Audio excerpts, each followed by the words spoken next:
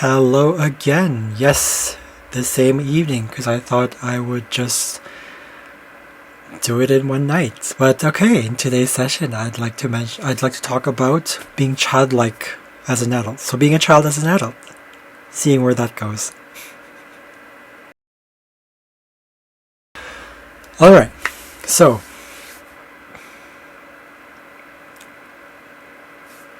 one of the things I always tell myself, or try to always tell myself, is that I'm still learning.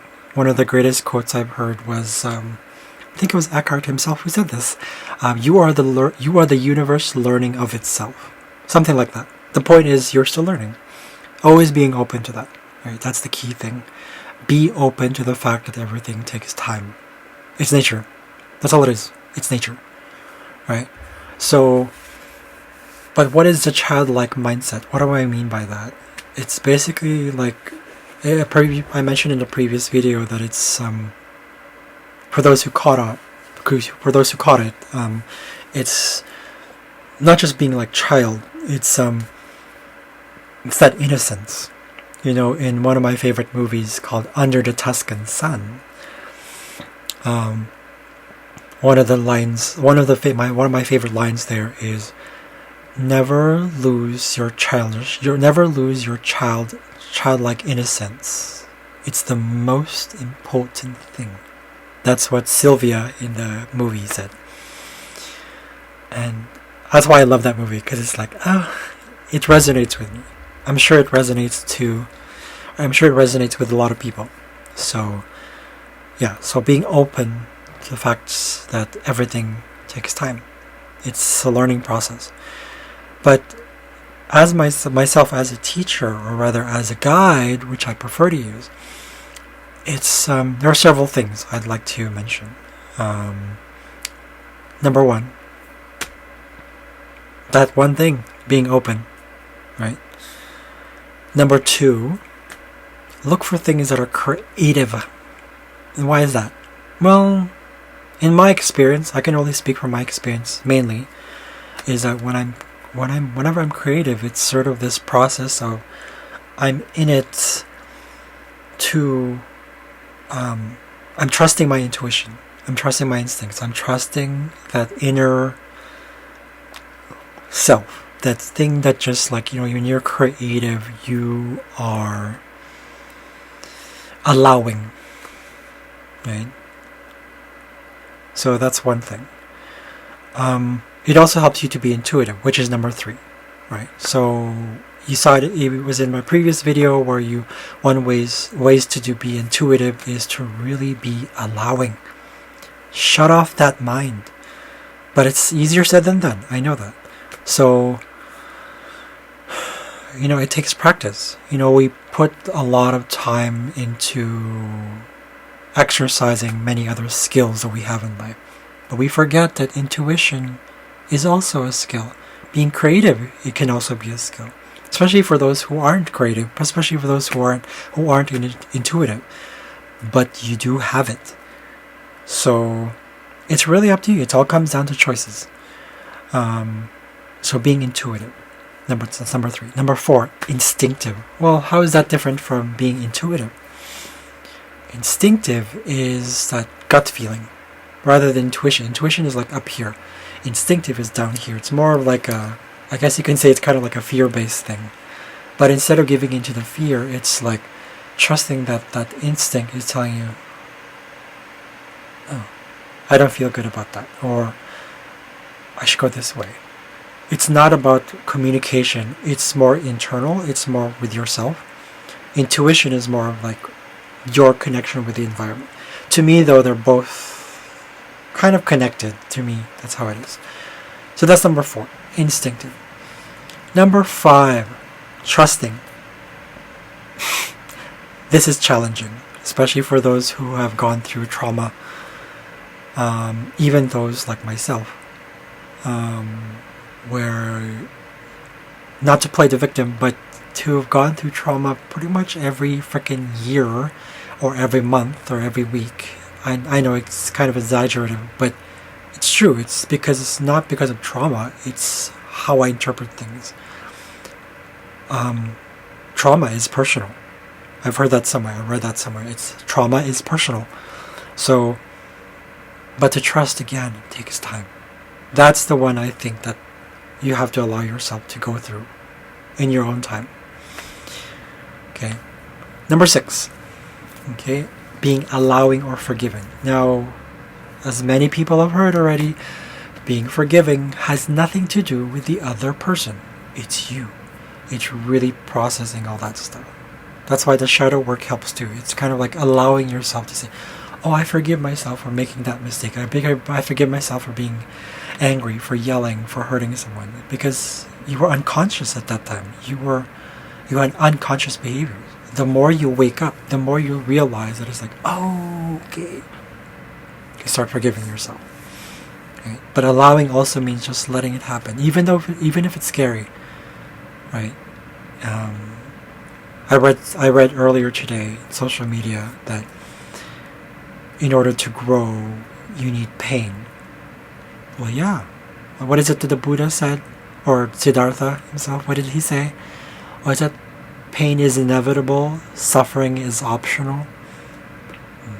But it takes time. Again, though, at least for me, it's more of a physical thing. I needed something practical, so I did the Wim Hof method. So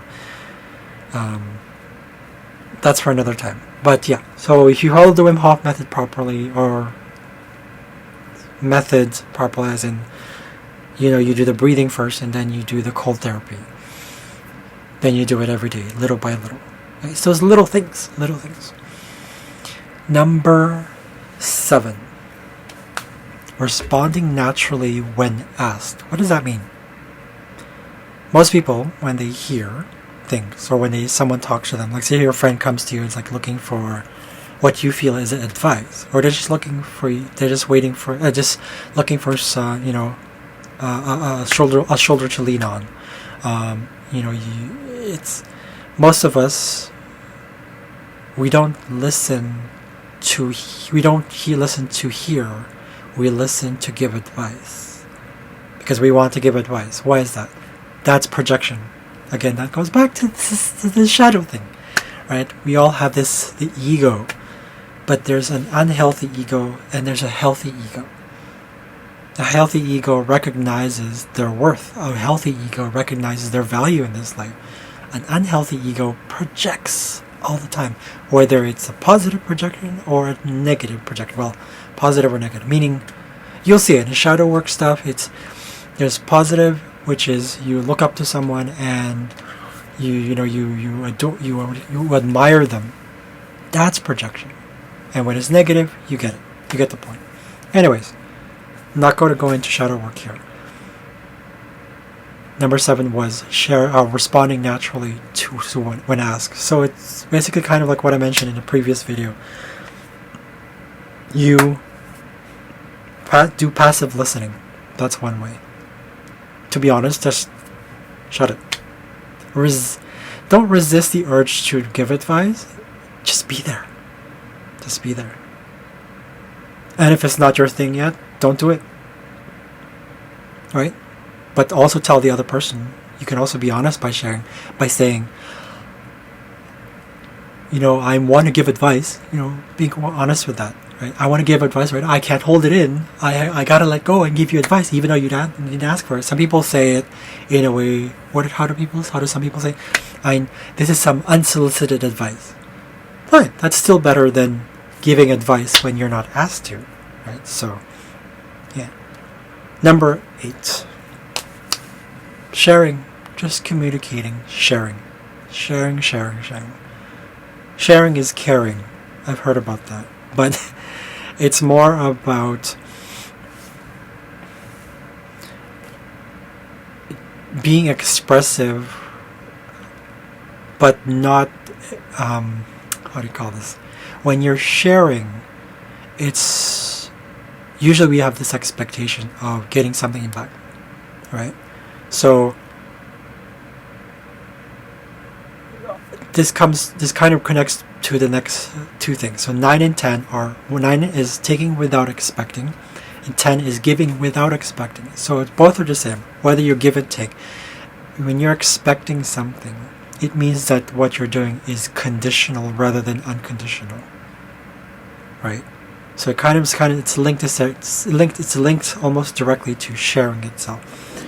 You just want to say exactly how it is. Like it's basically being like proud of yourself without the pride. I don't know if that makes sense. Think about it this way. When a child imagines that they're a superhero, do we perceive that as showing off or arrogance? No. They just like play around. That's exactly what it is. Make believe. Right? Think about the things that you did when you were a child. You wanted adventure, you wanted experience, you were curious about the world. You did it as a toddler. Heck, you put things in your mouth, you're going like, you grabbed anything, you put it in your mouth. That's part of that. Right? So it's curiosity without wanting to know. There's a difference between wanting to know and just being curious. Okay?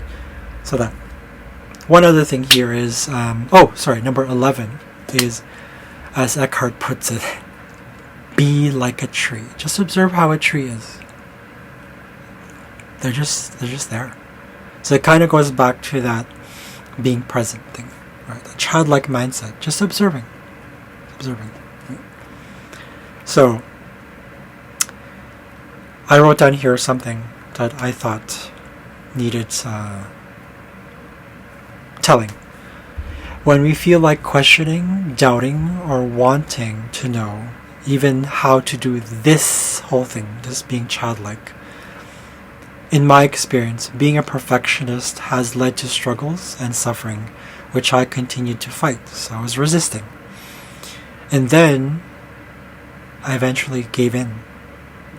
And bit by bit, it changed. Things changed. Because you can't outrun nature.